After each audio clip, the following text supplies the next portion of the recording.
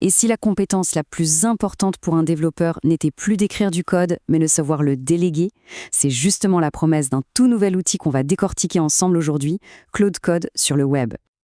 Ah, qui n'a jamais ressenti cette frustration, hein?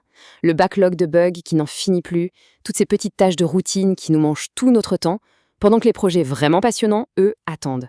C'est un vrai frein à l'innovation pour beaucoup d'équipes. Eh bien, la solution pourrait ressembler à ça. Claude Code sur le web. Imaginez un peu, pouvoir confier des tâches de code à une IA directement sans monopoliser son propre ordinateur, mais en utilisant toute la puissance du cloud. Ok, mais concrètement, qu'est-ce que ça change dans notre quotidien? En fait, la vraie révolution, elle tient en un seul mot, le parallélisme. Voyons un peu comment ça peut transformer notre façon de travailler. L'idée, c'est de rendre le démarrage le plus simple possible. C'est fini le terminal, la configuration locale qui prend des heures. Là, on connecte ses dépôts GitHub, on explique ce qu'on veut en langage naturel et on laisse Claude s'occuper de la mise en œuvre. Là, le changement est radical. D'un côté, on a le travail local classique, une seule tâche à la fois, notre machine qui souffre et les pull requests qu'il faut se taper à la main. De l'autre, ce nouveau paradigme. On lance plusieurs tâches en même temps dans le cloud, on suit tout en temps réel et les PR sont générés automatiquement. Le gain de temps et d'efficience, il est potentiellement énorme. Donc le processus se résume en 4 étapes simples. Connecter, décrire, suivre et livrer. Le point qui est vraiment crucial, c'est cette 3e étape. On peut intervenir à n'importe quel moment pour guider l'IA. Le développeur ne devient pas du tout passif, au contraire, il passe d'exécutant à véritable superviseur stratégique. Bon, tout ça c'est bien beau, mais à quoi ça sert concrètement? Pour quelle tâche est-ce que cet outil est vraiment le plus efficace?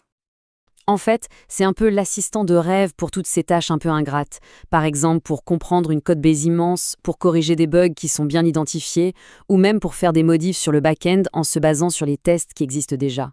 En bref, il prend en charge ce qui est chronophage, mais absolument essentiel. Et ce n'est pas tout. Pour ceux qui aiment pouvoir travailler de n'importe où, il y a même une première version sur l'application iOS.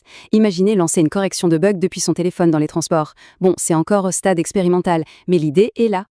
Bien sûr, il y a la question qui brûle les lèvres de tout le monde. Est-ce que c'est sécurisé? C'est vrai, confier son code source à un outil externe, ce n'est pas rien. C'est un point absolument non négociable. Voyons comment c'est géré. La réponse, elle est simple et elle tient en un mot, l'isolement. Comme le dit très bien cette citation, chaque tâche tourne dans son propre environnement sandbox, son propre bac à sable si on préfère. C'est un espace complètement cloisonné pour éviter le moindre débordement. Alors, dans les faits, ça veut dire quoi?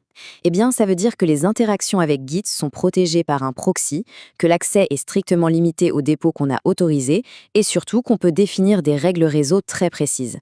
Par exemple, on peut l'autoriser à télécharger des paquets NPM pour les tests, mais lui interdire toute autre connexion vers l'extérieur. Le contrôle reste entre nos mains. Alors, si on est convaincu, comment est-ce qu'on fait pour l'essayer? Alors, pour l'instant, c'est une version de recherche, un aperçu, qui est accessible aux utilisateurs de Claude Pro et Max. Ça se passe sur claude.com/code. Un point important à savoir, son utilisation est décomptée des limites globales de votre compte.